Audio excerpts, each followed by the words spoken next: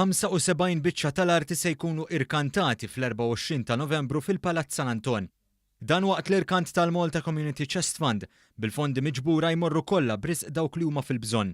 L-irkant sar avveniment annwali u jifforma parti mid-diversi attivitajiet li jilħqu l-qofol tagħhom l-għada tal-miliet waqt l-Istrina. B'differenza mis-snin preċedenti, il-biċċiet tal-arti għaddew minn proċess ta' għażla.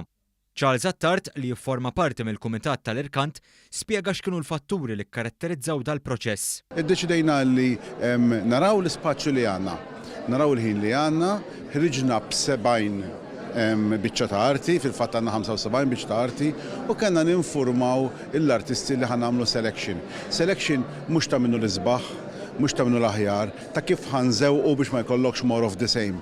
U wkoll il-livell ta' arti. Il-valur medju ta' dawn il-biċċiet tal-arti huwa ta' 400 euro, bl-irħas waħda tiswa 150 euro u l-ogħla waħda tiswa 1450 euro.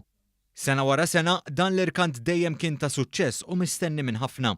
Is-Sur Attard spjega ma' One News x'għandhom jistennew dawk li huma mħajrin jakkwistaw waħda minn dawn il-biċċiet tarti. Rajna li x'intoġbu l-iktar minn nies li huma ta' livell, pereżempju djar li jħobbu jkollhom pittura, offiċini li sewa jkollhom pittura sabiħa, gaming companies li tajjeb ikollhom jagħtu donation pittura sabiħa u xi fitxu f'dak li jażlu, xi fitxu biex jieħdu l-prodott vera Malti sabiħ u ta' livell għoli. Waqt it-tnedija, il-President ta' Malta Mary Louise Colejro Preka irrimarkat li sena wara sena l-ispiża tal-Malta Community Chest Fund dejjem tikber.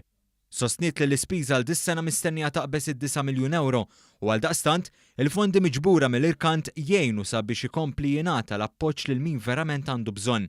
Kull min jixtieq jara l-biċċiet tal-arti qabel l-irkant jista' jagħmel dan bejn it-13 u 23 ta' Novembru bejn l-10 ta' filgħodu u s-6 ta' filgħaxija fil-Palazz San Anton.